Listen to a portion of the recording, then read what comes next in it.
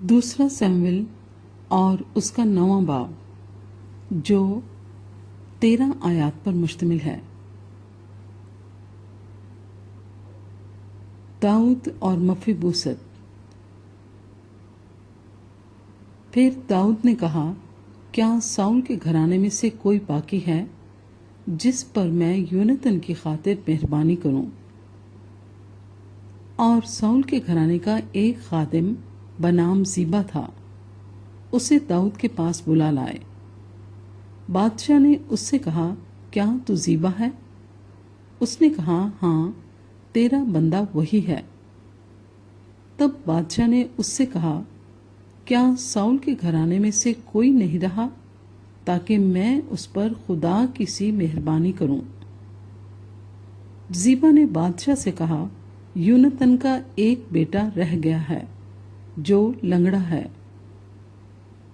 तब बादशाह ने उससे पूछा, वो कहाँ है? जीबा ने बादशाह को जवाब दिया, देख, वो लूद बार में अमीएल के बेटे मकीर के घर में है। सो दाऊद बादशाह ने लोग भेजकर लूद बार से अमीएल के बेटे मकीर के घर से उसे बुलवा लिया।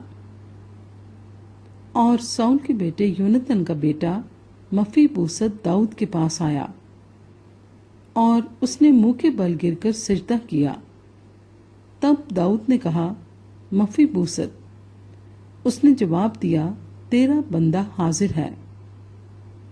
दाऊद ने उससे कहा, मत डर, क्योंकि मैं तेरे बाप योनातान की खातिर जरूर तुझ पर मेहरबानी करूंगा और तेरे बाप साउल की सारी जमीन तुझे फेर दूंगा और तू हमेशा मेरे दस्तरखान पर खाना खाया कर।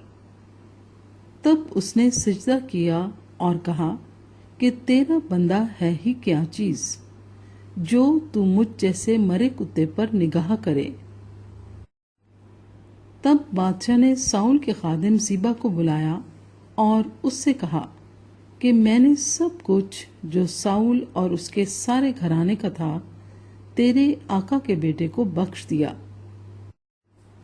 सो तू अपने बेटों और नौकरों समेत जमीन को उसकी तरफ से जोतकर पैदावार को ले आया कर, ताकि तेरे आका के बेटे के खाने को रोटी हो। पर मफीबोशत जो तेरे आका का बेटा है मेरे दस्तरखान पर हमेशा खाना खाएगा। और जीबा के 15 बेटे और 20 नौकर थे। तब जीबा ने बादशाह से कहा, जो कुछ मेरे मालिक बादशाह ने अपने खादिम को हुक्म दिया है तेरा खादिम वैसे ही करेगा।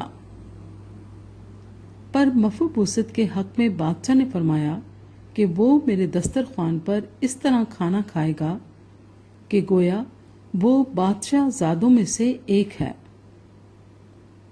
और मफीबोशत का एक छोटा बेटा था जिसका नाम मीका था, और जितने जीबा के घर में रहते थे वो सब मफीबोशत के खादिम थे।